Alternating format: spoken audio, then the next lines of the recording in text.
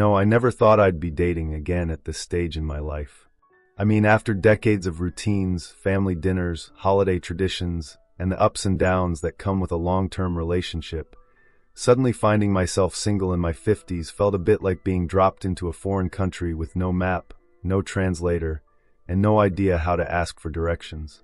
If you've ever found yourself wondering how people over 50 even start dating again, you're not alone. I've been there, staring at dating apps I didn't understand, worrying if I'd ever connect with someone again, and wondering if it was all just too late. Spoiler alert, it's not. In fact, science backs that up. According to a 2020 Pew Research Center study, more than 30% of adults aged 50 and older are either dating or open to dating. And here's something even more surprising. Many people over 50 actually report more satisfying romantic relationships than they did in their 20s and 30s. Why? Because at this age, we know ourselves better. We're not dating to impress, we're dating to connect. And in this video, I'm going to share exactly what that journey looked like for me. How I navigated the fears, the funny moments, and the unexpected joys of re-entering the dating world after 50.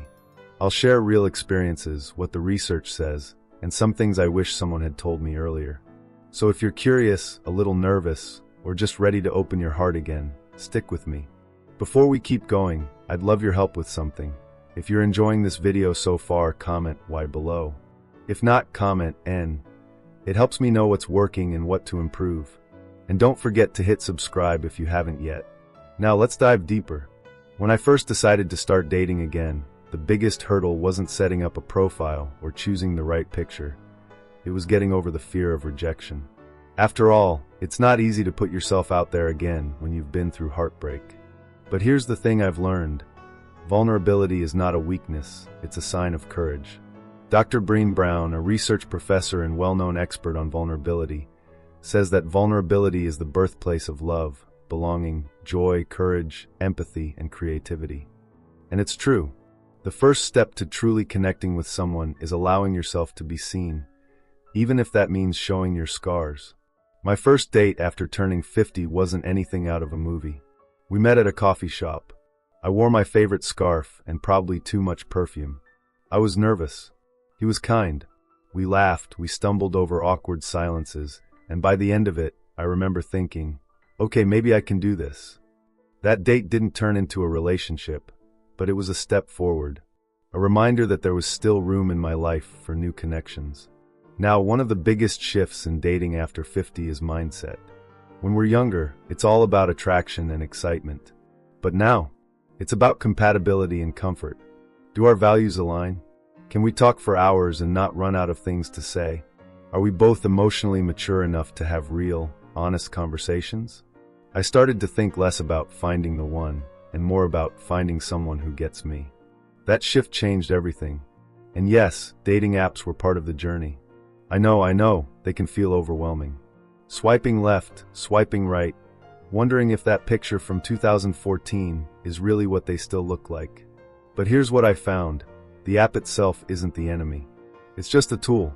And if used wisely, with honesty and clear intentions, it can actually lead to meaningful connections. There's even science to back that up. A Stanford study published in 2019 found that online dating had become the most common way couples meet, surpassing meeting through friends. And among older adults, the number of people using apps like Bumble, Our Time, and Match is growing steadily every year. So yes, I gave it a shot. And while I met my fair share of folks who weren't a match, I also had some beautiful conversations, people with real stories, wisdom, and humor that only comes with age. But one thing I had to learn quickly: boundaries. When you're dating at 50, your time, your energy, and your peace are precious. It's okay to say no. It's okay to walk away from a date that doesn't feel right. It's okay to prioritize you. I remember one guy I met, we had dinner, and halfway through the conversation, I realized he wasn't really listening. He was just waiting for his turn to talk. Years ago, I might have ignored that red flag. But not now. I politely wrapped up the evening, thanked him, and moved on. And I felt proud. That was growth. Another big lesson? Patience. Real love doesn't rush. I used to think that if I didn't find someone quickly, it meant I was destined to be alone. But dating after 50 isn't about racing to the finish line. It's about enjoying the journey. Savoring the coffee dates, the butterflies, the goodnight texts. Letting connections develop naturally. Some people find someone within months. Others, like me, take a little longer. And that's perfectly okay. Coming up, I'll share what to do when things don't go as planned, like when someone ghosts you, or when old insecurities try to creep back in. We'll also talk about rebuilding confidence, how to show up as your best self, and what really matters in love at this stage of life. Because here's the truth, dating after 50 isn't a second chance. It's a new beginning. Before we begin, I want to make one thing clear. This video is for informational purposes only, and is based on publicly available research. Everyone's health is different, so always consult your doctor or a qualified healthcare provider before making any changes to your lifestyle, diet, or exercise routine. Scientific knowledge is always evolving, and what works for one person may not work for another. Now let's get back to it. So, what happens when things don't go the way you hoped? Let me tell you, ghosting isn't just a Gen Z problem. I remember getting to know someone over a few weeks. We exchanged thoughtful messages, even had 2 really lovely video chats. I felt a spark. And then, nothing. No reply. No explanation. Just silence. At first, I took it personally. I wondered what I said wrong, or if I'd been too open, too eager. But here's what I learned. People ghost for 1,000 reasons, and most of them have nothing to do with you. It could be their own fears, insecurities, distractions, or emotional baggage. You don't need closure from someone who wasn't brave enough to communicate honestly. As hard as it is, sometimes you just have to bless and release. And know that the right person won't leave you wondering where you stand. And that brings me to something even more important, self-confidence. Re-entering the dating world after 50 can stir up old insecurities. Maybe your body's changed. Maybe you've got a little more gray hair than you did in your 30s. Maybe you've been through a divorce or loss and feel like you're carrying emotional baggage. Here's the truth. Confidence isn't about being perfect. It's about being comfortable with who you are now. I read a fascinating study from the University of California, Berkeley, which showed that self-compassion is directly linked to improved self-esteem and emotional resilience, especially as we age.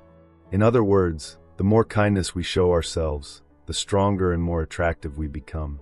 So I started changing the way I talk to myself. Instead of looking in the mirror and focusing on wrinkles, I started focusing on my eyes, how they still lit up when I laughed. Instead of worrying if someone would accept my history, I reminded myself that my story made me wiser, not damaged. And you know what happened? I started attracting different kinds of people who were kind, thoughtful, and interested in me, not just a highlight reel version. Another turning point in my journey came when I realized I needed to redefine what dating success meant. It wasn't about getting into a relationship right away. It was about having meaningful experiences.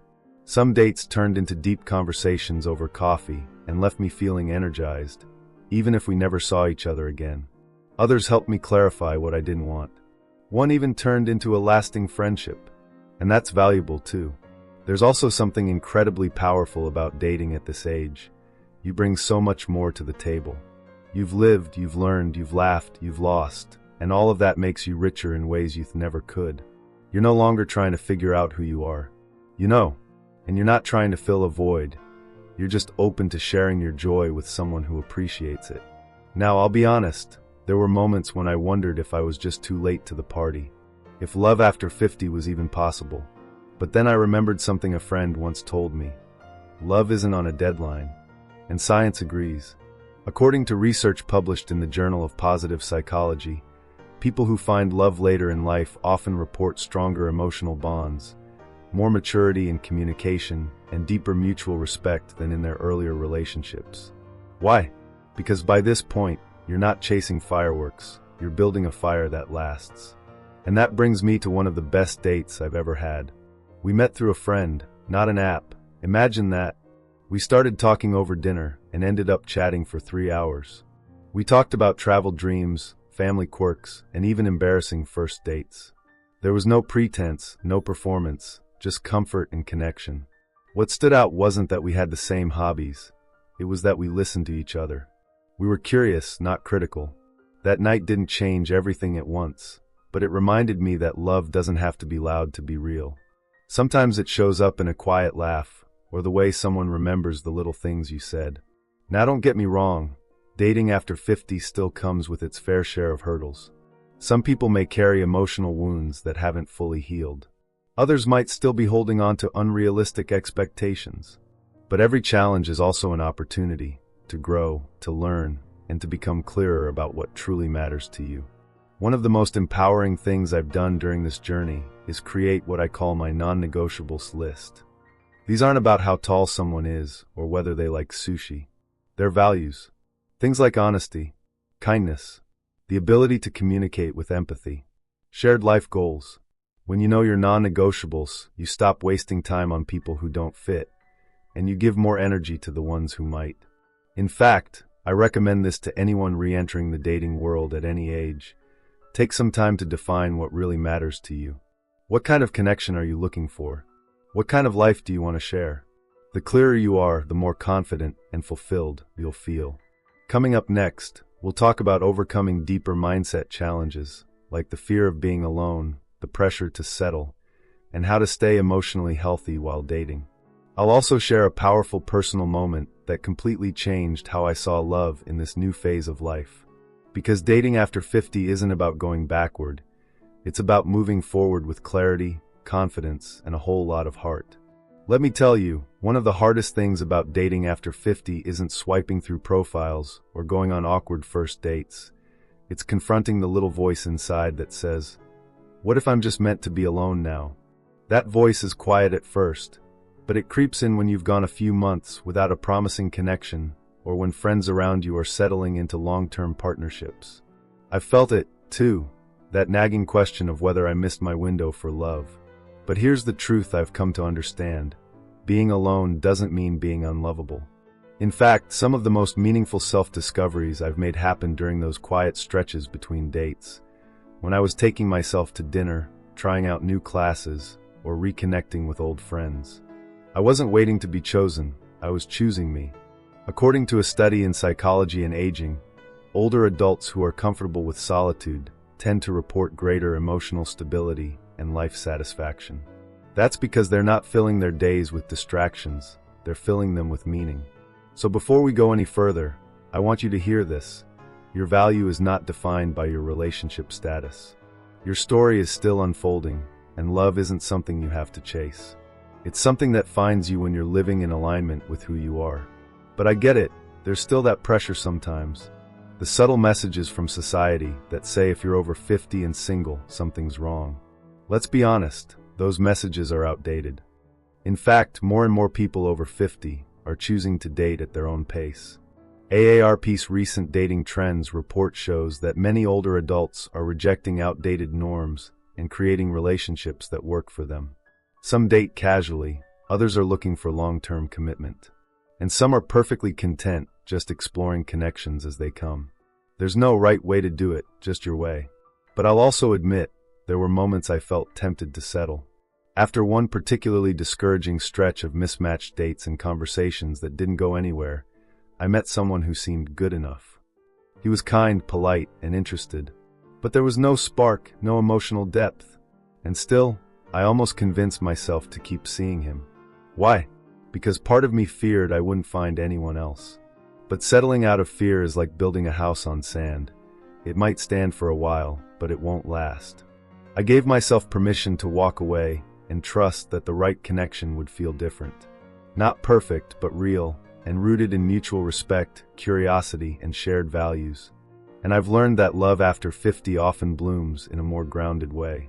There's less drama, less guessing, more laughter over shared experiences, more appreciation for the little things, like someone calling just to check on your day or remembering how you take your coffee. One of the biggest turning points for me came when I stopped dating to fill a void and started dating to share my joy. I wasn't looking for someone to fix me. I was looking for someone who could meet me, emotionally and mentally, right where I was. That shift in mindset changed everything, and it reminded me that emotional health is key in this whole journey. I started doing things to protect and nurture my well-being, like journaling after dates to reflect on how I really felt, instead of just focusing on whether they liked me. I practiced gratitude, even when the process was frustrating. I started treating dating as an experience, not a test I had to pass. There's even a term for this in psychology. It's called process-focused dating. Researchers suggest that when we focus on the experience rather than the outcome, we tend to feel less stress and more enjoyment, even when things don't lead to a relationship. That simple mindset switch made the journey feel lighter, even joyful. And I can't leave out the importance of support. I leaned heavily on my friends during this chapter, especially those who had gone through something similar. We swapped stories, laughed over ridiculous app messages, and reminded each other that love, at any age, is a leap worth taking. One night, after a particularly discouraging date, I had a long talk with a close friend. She told me, "You're not behind. You're on your path, and it's beautiful." That stayed with me, and then something amazing happened. Not a fairy tale, not fireworks, but a quiet, steady unfolding. I met someone who made me feel seen, who asked real questions and listened to the answers, who wasn't perfect, but showed up with honesty and intention. We're still writing that story, and whether it lasts a year or a lifetime, I know this, it was worth showing up for. Because dating after 50 isn't just about romance, it's about rediscovery. It's about finding your voice again, opening your heart even when it's been bruised, and believing that your best days can still be ahead of you. So if you're watching this and feeling stuck, uncertain, or scared, take a breath. Know that you're not alone. And know that every awkward conversation, every quiet moment of doubt, every step forward matters. In the next and final part of this video, I'll share a few of the biggest lessons I've learned along the way, plus some small but powerful steps you can take right now to make this next chapter your best yet. I'll also share one last piece of research that completely changed how I look at aging and love. Because this isn't the end of the story, it's the beginning of something new. So here we are, the final part of this journey. If you've been with me through it all, thank you. Really. Sharing this experience has been more personal than I expected, and I hope it's helped you feel seen, heard, and maybe even hopeful. Let's take a moment to reflect on everything we've covered.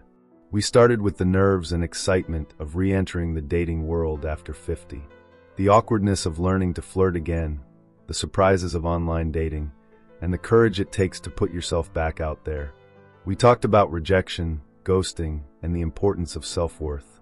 We explored what it means to redefine success, not as finding someone fast, but as finding someone right. And most of all, we talked about the real heart of dating after 50, showing up with honesty, openness, and a willingness to grow, even when it's scary. One of the most important lessons I've learned is this: love after 50 isn't about recreating your 20s. It's about creating something entirely new, rooted in who you've become. That means embracing your wrinkles, your stories, your lessons, and your boundaries.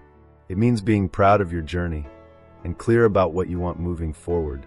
You're not here to settle. You're here to connect. If there's one thing I could go back and tell my past self, it would be this: you're not too old. You're not too late.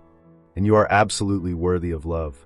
You know, there's a beautiful study out of Harvard that tracked adult development over 75 years.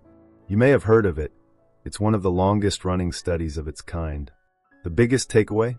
Close relationships, more than money or fame, are what keep us happy and healthy throughout our lives.